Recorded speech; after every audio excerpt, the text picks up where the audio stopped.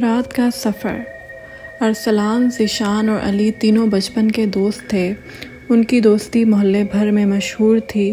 تینوں کی عمریں 15-16 سال کے آس پاس تھیں اور جب بھی موقع ملتا وہ ایک ساتھ وقت گزارتے، ہنسی مذاق کرتے اور مزے کرتے۔ ایک ہفتے کے آخر پر ارسلان نے اپنے گھر میں مووی نائٹ رکھی۔ علی اور ذیشان خوشی خوشی اس کے گھر پہنچے۔ پاپ کارن، کولڈ ڈرنکس اور ہارر فلمز کی پوری فہرست تیار تھی۔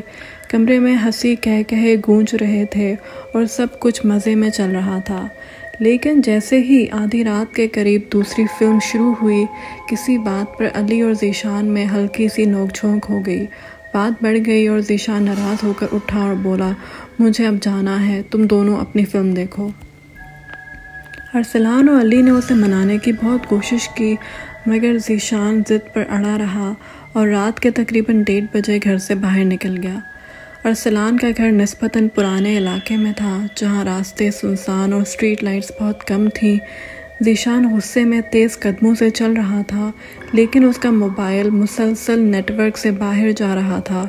سڑک پر خاموشی چھائی ہوئی تھی، صرف اس کے قدموں کی چانپ سنائی دے رہی تھی۔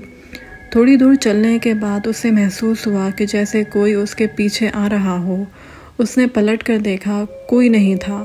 اس نے کندھے اچکائے اور چلتا رہا، مگر پھر اچانک اسے کسی کے ہنسنے کی آواز آئی، ایک عجیب، ٹھنڈی اور گمبھیر ہنسی۔ وہ رک گیا، دل کی دھڑکن تیز ہو گئی۔ اس بار اسے سڑک کے کنارے ایک سایہ سا نظر آیا جو آہستہ آہستہ اس کی طرف بڑھ رہا تھا۔ ذیشان نے جلدی سے قدم تیز کیے لیکن جتنا وہ تیز چلتا وہ سایہ اتنا ہی اس کے قریب آتا گیا۔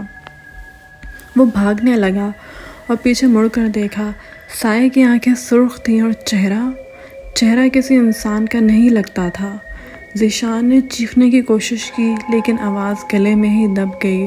اس کا دم گھٹنے لگا، سانس اکھڑنے لگا اور پھر وہ اچانک زمین پر گر گیا۔ جب ذیشان کی آنکھ کھلی تو وہ ہسپتال میں تھا۔ اس کے ساتھ علی اور ارسلان بیٹھے تھے۔ ارسلان نے بتایا کہ ایک راہگیر نے اسے بے ہوش دیکھا تھا اور ایمبولنس بلائی۔ پولیس کو ذیشان کے بیگ سے کوئی شناختی چیز نہیں ملی تھی لیکن علی کے نمبر پر آخری کال کی وجہ سے اس سے رابطہ ہو سکا۔ ذیشان نے وہ سب کچھ بتایا جو اس کے ساتھ ہوا مگر کوئی اس کی بات پر یقین نہیں کر رہا تھا۔ لیکن پھر علی نے چپکے سے بتایا کہ اگلے دن ارسلان کے گھر کے سامنے والی گلی میں ایک CCTV کیمرے میں کچھ عجیب ریکارڈ ہوا تھا۔ وہی سایہ جو ذیشان کے پیچھے تھا ایک لمحے کے لیے کیمرے میں نظر آیا تھا، بس ایک لمحے کے لیے، اور پھر غائب۔